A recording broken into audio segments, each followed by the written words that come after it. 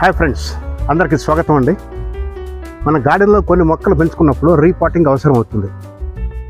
ఎందుకంటే కొంచెం long time ఉండే మొక్కలు, పండ్ల మొక్కలు లాంటివి పెద్ద చెట్లు లాగా అయ్యేటువంటి చూసారా, వాటికి పెద్ద కంటైనర్ కూడా అవసరం అవుతుంది.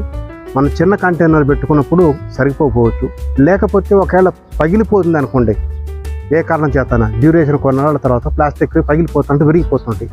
అటువంటిప్పుడు మనం రీపాటింగ్ చేసుకోవటం అవసరం. అటువంటి రీపోర్టింగ్ ఎలా చేయాలనేది మీకు ఇప్పుడు నేను చేసి చూపిస్తాను. ఉదాహరణకి ఇక్కడ ఉన్నటువంటి చూడండి, మనకి ఇది ప్లాస్టిక్ కంటైనరు. ఇంతకుముందు తీసుకొచ్చాం. మరి ఇది కెపాసిటీ 50 లీటర్స్ కెపాసిటీ ఉన్నటువంటి ప్లాస్టిక్ దన్నమాట. అయితే వెండకి ఈ రకం విరిగిపోతుంది, చూసారు కదా, పట్టుకుంటే విరిగిపోతుంది ఇలా. సో దీని కెపాసిటీ అయిపోయింది. అంటే కెపాసిటీ అంటే నా ఉద్దేశం డ్యూరబిలిటీ అయిపోయింది, లైఫ్ అయిపోయి విరిగిపోతుంది. కాబట్టి దీన్ని మార్చి వేరే దాంట్లో పెట్టడం అవసరం ఒకటి.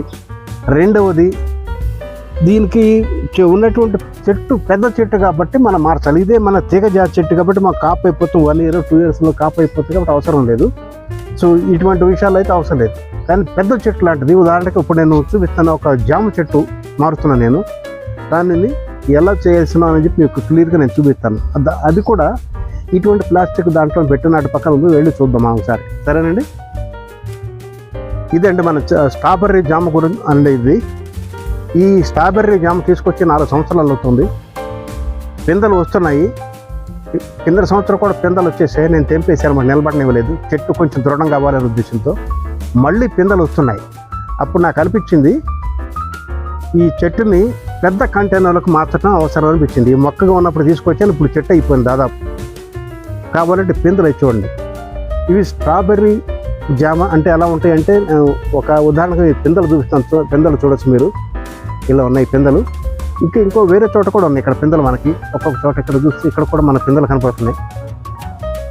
స్ట్రాబెర్రీ పిందెలుగా ఉన్నప్పుడు ఈ పెద్ద అయిన తర్వాత కూడా మీకు డీటెయిల్గా నేను చూపిస్తాను. నేను ఇకపోతే పిందెలు ఇలా ఉండే, దీని పేరు వచ్చి చెప్పాను కదా, స్ట్రాబెర్రీ జామ అని చెప్పాను. నరహర్రావు గారు చెప్పని చాలా ఫేమస్ అయిన ఆయన తీసుకొచ్చి, ఆయన నర్సరీలోంచి తీసుకొచ్చిన మొక్కలు అన్నీ కూడా చాలా మంచి రిజల్ట్ వచ్చాయన్నమాట నాకు. అందుకని ఆయన పేరు మళ్ళీ తీసుకుని మళ్ళీ చెప్తున్నాను నేను. నరహర్రావు గారి నర్సరీలో నుంచి తీసుకొచ్చినట్టు స్ట్రాబెర్రీ జామ ఇది. ఈ జామకి ఇప్పుడు ఎందుకు మార్చున్నాను అంటే కారణం, ఇంతకుముందు ఇది చిన్న ప్లాస్టిక్ కంటైనర్లో ఉంది. ఇంతకుముందు చూపించాను కదా ప్లాస్టిక్ కంటైనర్, ఇది ఒక కంటైనర్లో ఉంది. ఈ కంటైనర్లో నుంచి నేను రిమూవ్ చేసేసాను. ఇది మధ్యలో రిమూవ్ చేసేసి ఈ పక్కనే ఉన్నటువంటి దీన్ని పాటింగ్ చేస్తాం. ఇందులో బరువు తక్కువ ఉండటం కోసం రాలిపోయిన ఆకులు, కొమ్మలు ఇటువంటివన్నీ వేసాను. దానిపైన కాస్త గుప్పుడు మట్టి వేసాను అనమాట. మీరు చూస్తుంటే ఎగ్ ట్రేస్ ఇటువంటి ఉంటాయి, పేపర్ అవి ఎటువంటివి వేసాను. ఇంటెన్షన్ ఏంటంటే ఇది మట్టిగా మంచి సాయిల్గా కన్వర్ట్ అవ్వటమే కాకుండా లైట్ వెయిట్ కూడా ఉంటుంది. ఇది కంటైనర్ పెద్దది కాబట్టి దీన్ని మొత్తం మట్టితో నింపితే హైట్ కూడా పెరుగుతుంది అనే ఉద్దేశంతోను. రెండోది, దీనికి ఇంత పెద్ద మొక్క అయింది కాబట్టి, ఈ చెట్టు అవుతుంది కాబట్టి దీనికి పెద్ద కంటైనర్ అవసరం, ఎక్కువ సాయిల్ కూడా అవసరం అన్నమాట. ఆ ఉద్దేశంతోనే ఆ సాయిల్లో మనకు పోషక విలువలు ఉండటం కోసం మొత్తం మట్టి కాకోకుండా మట్టి మిశ్రమంతో పాటు ఈ చెత్త చెదారం, ఎండుటాకులు, మండుటాకులు ఇటువంటి వేయటం వల్ల ఏంటంటే అవి కంపోస్ట్ కాబట్టి చాలా రిజల్ట్ నాకు చాలా బాగా అనిపించింది. బరువు కూడా తగ్గుతుంది. ఆ ఉద్దేశంతోనే నేను ఇది ఈ విధంగా నేను ఎండుటాకులు వేయటం, లైట్గా ఉండేట్టు చేయటం, నేను బరువుతో పాటు మంచి కంపోస్ట్గా తయారవుతుంది గ్రాడ్యువల్గా. అదండి. ఇప్పుడు ఈ మొక్కను తీసేసి ఈ ట్రేలోంచి తీసేసాను. నేను తీసేసి పక్కన పెట్టేసేస్తాను. ఇది తీయటం ముందు ఇక్కడ ఈ ట్రే తీసేసిన తర్వాత ఈ 4 పక్క నుంచి మట్టి కొంచెం లూజ్ సాయిల్ చేశాను అన్నమాట. నేను దీన్ని లేపేసి ఇందులో కూర్చోబెడతాను. ఇప్పుడు ఈ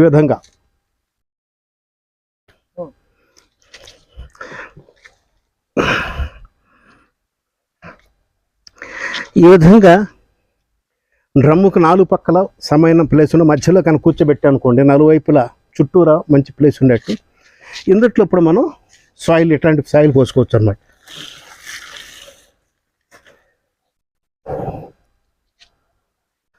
సో ఇది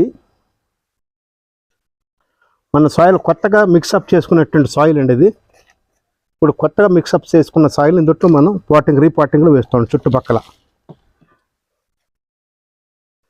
ఇక్కడ వేసినట్టయితే చుట్టుపక్కల సమానంగా 4 పక్కల సమానంగా సాయిల్ వెళ్తుంది.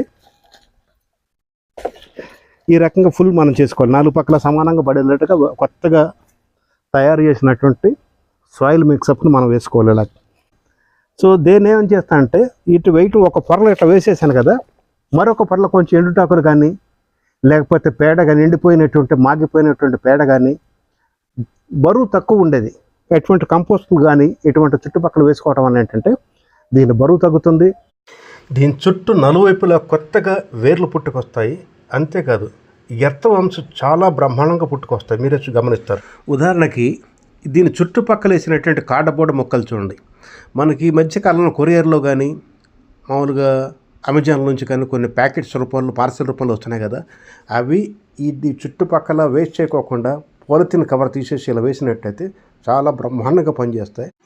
ఈ రకంగా వేస్ట్ని బెస్ట్గా యూటిలైజ్ చేసుకోవచ్చు. అంతేకాకుండా రోడ్డు పక్కన ఇంటి పక్కన పారేయటం వల్ల పొల్యూట్ అవుతుంది కదా, అటువంటి పొల్యూషన్ కూడా అరికట్టిన వాళ్ళం అవుతాం మనం. ఈ పద్ధతి బాగుంటే మీరు కూడా ఫాలో అవ్వండి, ట్రై చేసి చూడండి. అంతే కదండి. మీ యొక్క కామెంట్స్ రూపంలో మీ అభిప్రాయం నాకు తెలపండి. మరో వీడియోతో త్వరగా మీ ముందుకు వస్తాను. అప్పటి వరకు జై హింద్.